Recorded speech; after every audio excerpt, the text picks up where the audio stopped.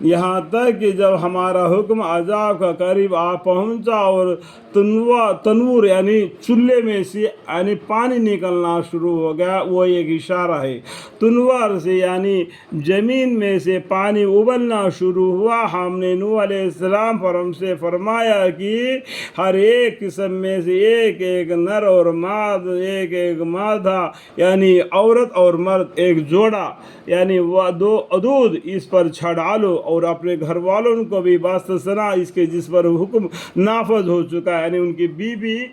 نافرمانی تھی، وہ بھی آپ کی قسط میں نہیں چڑھ سکتی۔ کہنے کا مطلب آپ کو قصص الانبیاء پڑھنے سے معلوم پڑ جائے گا، ٹھیک ہے، دبی ہوئی مانی۔ اور دوسرے ایمان والوں کو بھی سوار کر لو، اور بدد قلیل آدمیوں ان کے ساتھ یعنی ان پر کوئی ایمان نہ لایا تھا، اور نوح علیہ السلام نے فرمایا کہ اس کشتی میں سوار ہو جاؤ، اس کا چلنا اور ٹہلنا اللہ کے نام سے ہے، بسم اللہ مجریہا و مرساہا، یقین میرا رب غفور ہے، رحیم ہے۔ دیکھو آدم علیہ السلام سے لے کے نوح علیہ السلام کے تک زمانہ تک جتنے لوگ مسلمان تھے یا کافر تھے، سبھی آدمی غرق ہو گئے، اور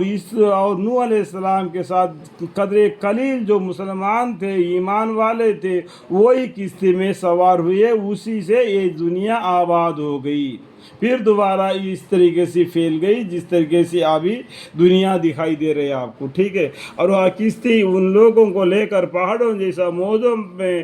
چلنے لگی، اور نوح علیہ السلام نے اپنے ایک سگے یا سوتیلے، دیکھو یہاں پر کیا لکھا ہے، سگے یا سوتیلے بیٹے کو پکارا، دو بات ہے، سگے یا سوتیلے بیٹے کو پکارا، اور وہ علیحدہ مقام پر تھا کہ اے میرے پیارے بیٹے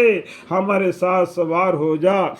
اور کافروں کے ساتھ مت ہو۔ وہ کہنے لگا کہ میں ابھی کسی پہاڑ کے پناہ لے لوں گا جو مجھ کو پانی سے بچا لے گا۔ نوح علیہ السلام نے فرمایا کہ آج اللہ کے حکم یعنی کہا کہ کوئی بچانے والا نہیں لیکن جس پر وہی رحم کرے۔ اور دونوں کے بیچ میں ایک موج حامل ہو گیا، جیسا کہ ایک سمندر کا لہر آتا ہے نا، اس طریقے سے پانی کا لہر آ گیا، اس کو ایک دم کھینچ کر پانی میں لے گیا۔ پھر وہاں بھی مسا دوسرے کافروں کے غرق ہو گیا،